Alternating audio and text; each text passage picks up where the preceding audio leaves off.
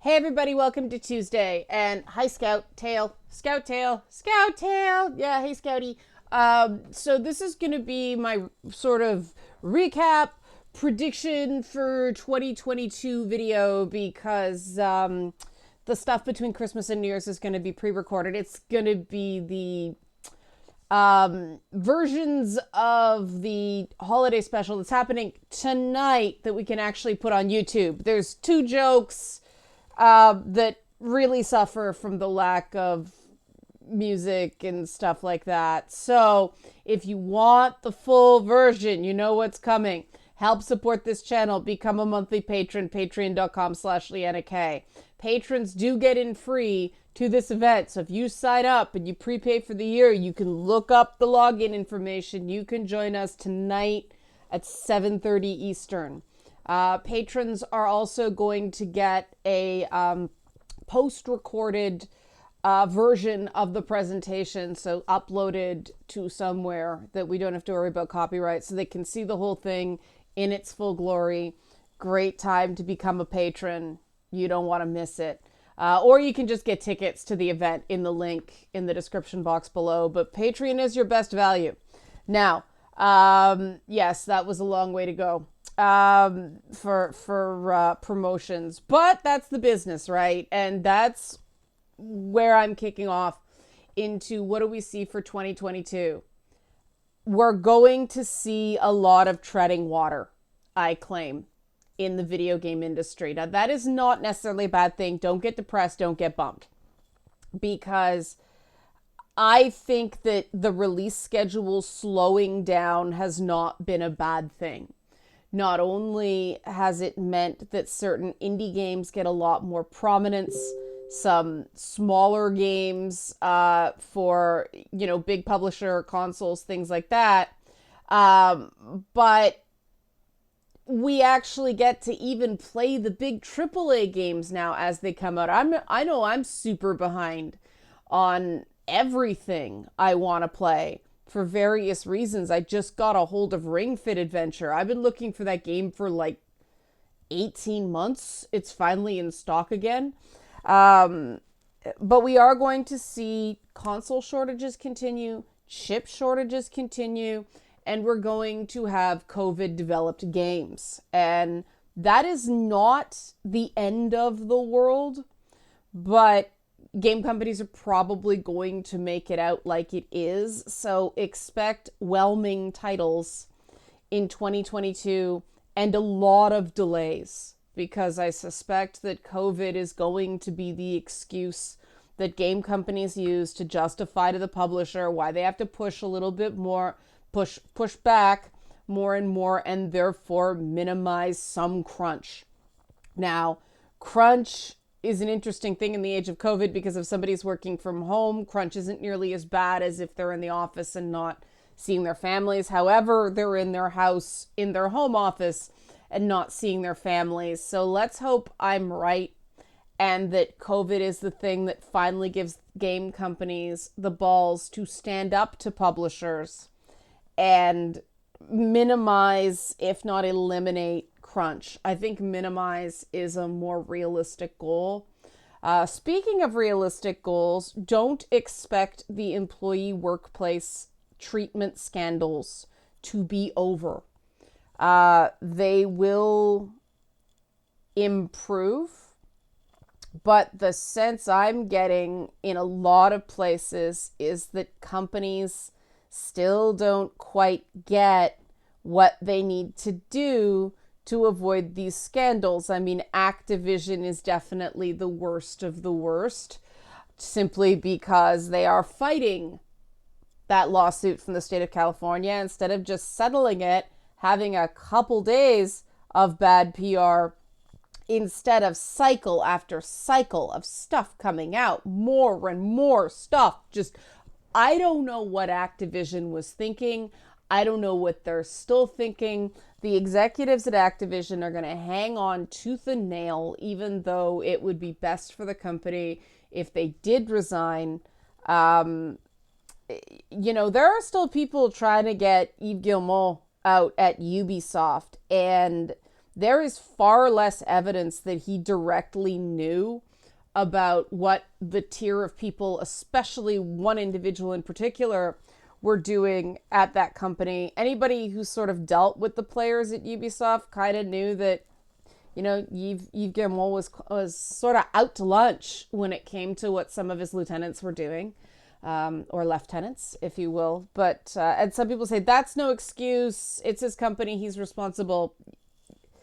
Yeah, but that's not the same as direct knowledge of wrongdoing that you didn't take to the board. Facts are facts, right? I don't expect that to change anybody's mind about whether various top people should go. That is not a proven accusation that Bobby Kotick knew about what was going on at Activision. My attitude, just based on dealing with the various companies,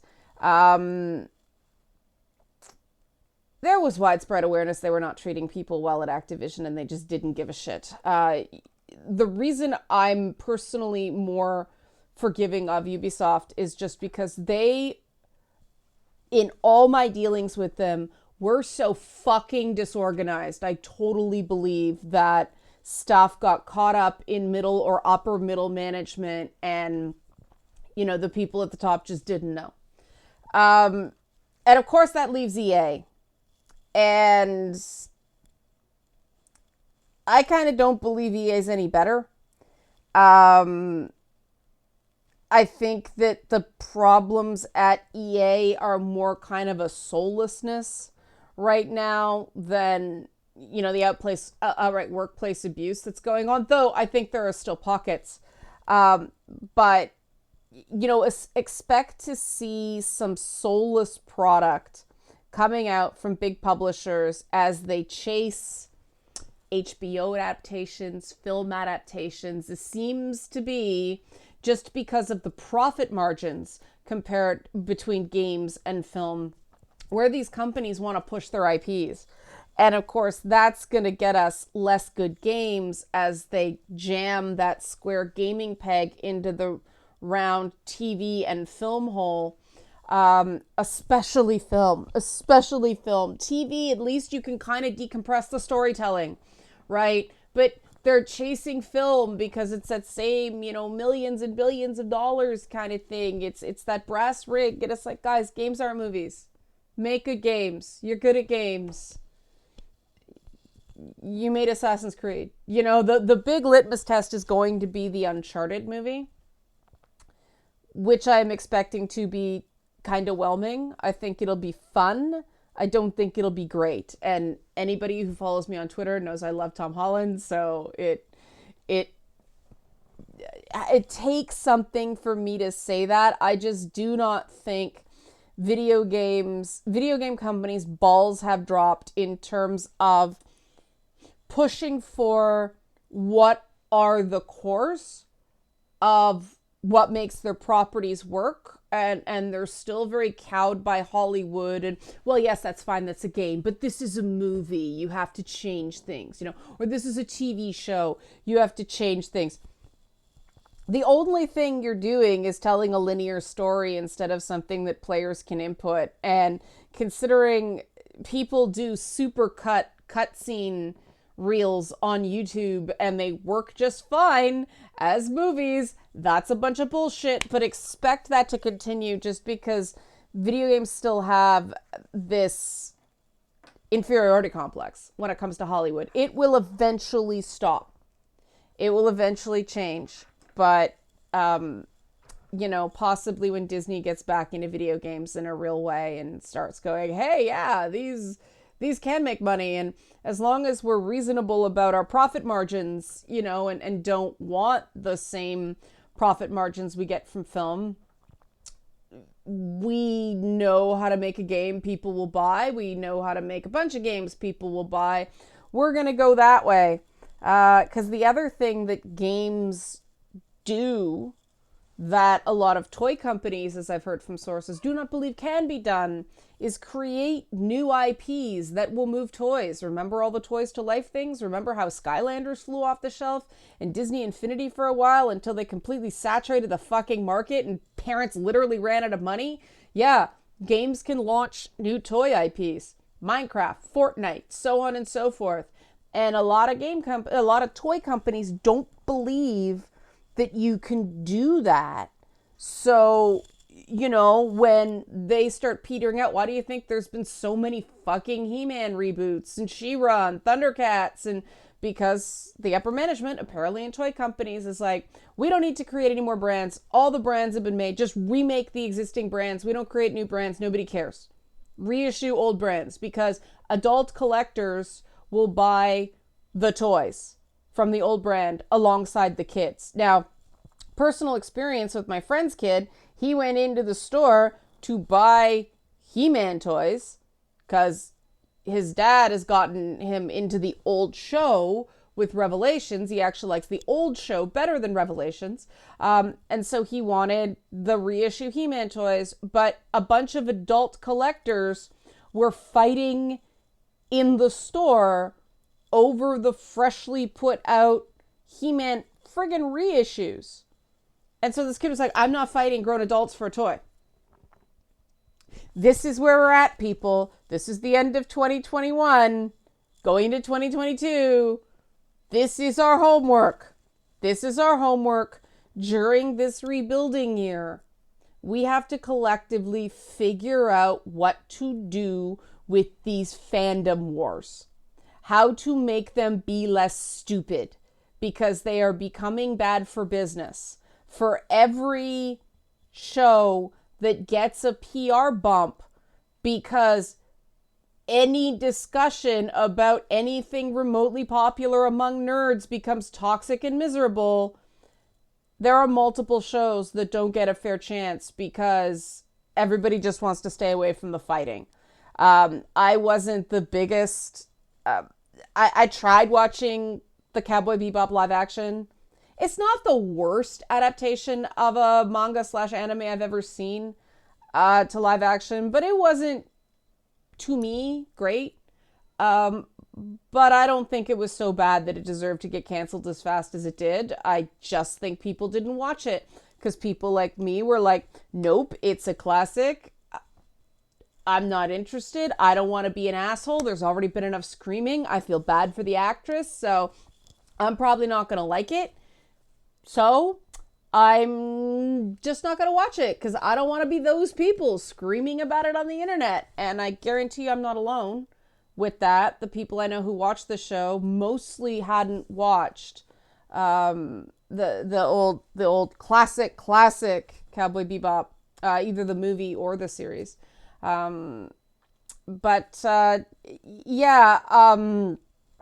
This is something we're going to have to collectively address. This is something I'm going to do a lot of stuff on. There is a difference between being passionate about something and being an asshole about something. And the very structure of how these online communities work, where people come together over some weird theory about something that's not out yet, and then cling so tightly to that theory that when it comes out and they're wrong, they can't let it go because they built this whole community surrounding, conspiracy theories and contempt for the new creative team.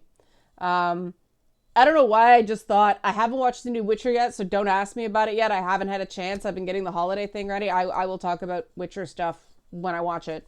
I want to give people a chance to watch it too. That kind of content doesn't do well for me. TV, film, I keep trying. 9 times out of 10, nobody gives a shit, so I'm not going to do as much of that. But Witcher is tied into a game, therefore maybe that'll work. There is a difference between passionate about something and being a horrible asshole about something. And we need to collectively figure out how to get back on the right side of that line. I hope perhaps that the spacing out of drama due to COVID stuff, due to the slowing of releases and sort of not being able to build the hype the same way. I hope that'll help. We do though need to be able to talk about various things and not scream at each other about various things. And hopefully, this is my hope. This is not something I believe will come true. This is my hope because apparently people who matter watch my channel. They never help me when I need something, but they're influenced by my ideas. They just don't give a shit about me as a person. Gaming websites and people with a platform have an opportunity to set an example of better. Talking through problems instead of just monetizing drama. And yes, it will create a hit to the channel, to your website in the short term.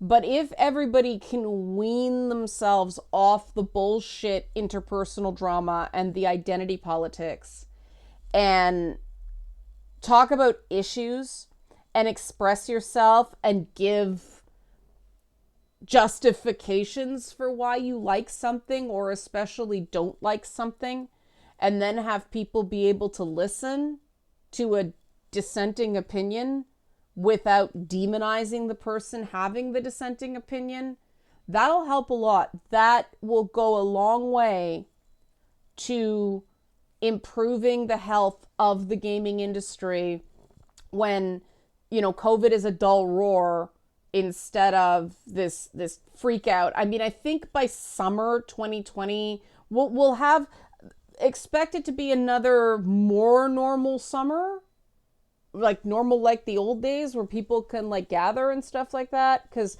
cases seem to decline in the summer, and then expect another kind of crazy winter again. Just because I don't think vaccination rates around the world will be at the point. So everybody's going to kind of go bananas in the summer.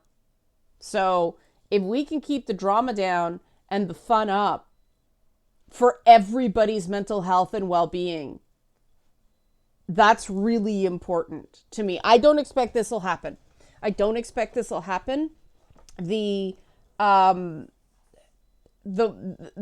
gaming websites don't seem to run even like quarter to quarter like game companies do. It is like week to week traffic, and you feel the decline and then the hot take that blows everything up and everybody gets upset, but tons of people click on that hot take.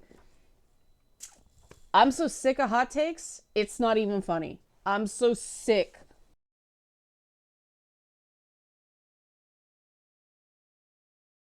Arguing a position. I'll say that again. There's a difference between passionately arguing a position and being an asshole. And editorial at these websites has got to start intervening more and saying, you have not argued your case here. You've just spewed bile. What's the purpose of this piece other than screaming into the void? They have to start asking that. Games journalism has finally got to start acting like serious journalism and opinion writing instead of just clickbait. Let's poke the nerds for profit. And I won't say fun because they never seem to have any, right? A few writers who I thought had some real potential at those sites left for other venues or just stopped writing this year. And that's really unfortunate because it just shows that the system's not working. Some of these writers were people of color. Some of these writers were women of color. And I was really surprised at how short their time was at these gaming websites. It really shows something's really seriously wrong. And I think that the path forward is through the communities, not these sites. These sites chase communities. That's why they've lagged behind YouTube. That's why they've lagged behind even freaking Reddit or Discord as sort of tastemakers where people get their opinions from, because they don't know how to really build community. They don't really know how to lead in terms of social engagement. And that's why I'm wearing my Slytherin hoodie. You're like, why are you wearing a Harry Potter thing, right? You hate J.K. Rowling. Yeah. Well, we're the ones she thought were evil, which means we're good now. That's sort of my attitude. We had that discussion last week about where to go and you know what you guys thought would work and how to have better dialogues. I am really committed to having better dialogues about games and about social issues. And I think the only way to make that happen is structured, moderated roundtables where people with different opinions can come and talk. And one of the only few rules is be respectful. Don't be a jerk. Don't attack the person. Just talk about the issue. Don't go for those clobber phrases. Don't be pandering to your base. Have a conversation. If somebody can do that, I think that's far, far more important than whatever viewpoints they bring to the table. Because those viewpoints can be challenged if it's not a shit show, drama fest, right? So that's a format I'm going to be exploring in the coming year, as well as making a game, as well as doing other content. We're going to see how that balances out, but that's my promise to you, that I'm going to be the change I want to see in that regard. We have a real opportunity with the slowed schedule of game releases between the 1-2 punch of, COVID delays and the console shortages, also partially because of COVID delays. And what I'm asking you for, the question, I will read a bunch of these on Feedback Friday, since the pace of game releases is probably going to be slowed. What's an older game you recommend that other people should give a chance to play? You all know what mine's going to be, because we're finally getting a sequel. Alan Wake. Play Alan Wake. Play Alan Wake's American Nightmare. Play the Control DLC with Alan Wake. Control is not a very long game, so you can kind of burn through it and then get to the Alan Wake parts, which they were my favorite parts of Control, but I'm biased. I am a huge Alan Wake fan. I think it was a really cool concept that, Microsoft did not properly support. And I'm sure they will find a way to make the story accessible for people who didn't go back and play the old game, but the old game still holds up. So that's my recommendation. Go back and play Alan Wake. I'm going to be playing more of the Yakuza games in 2022 as well, right? So what are your recommendations? What are your recommendations of older games that people can still get a hold of, still play okay on various systems? Now that the release schedule has blissfully slowed and we can catch up. What's your catch-up nomination? Looking forward to reading these on Feedback Friday. Wellness Wednesday tomorrow. Help support this channel. Become a monthly patron. Patreon.com/LeannaK. Holiday party tonight on Zoom. Thanks for watching.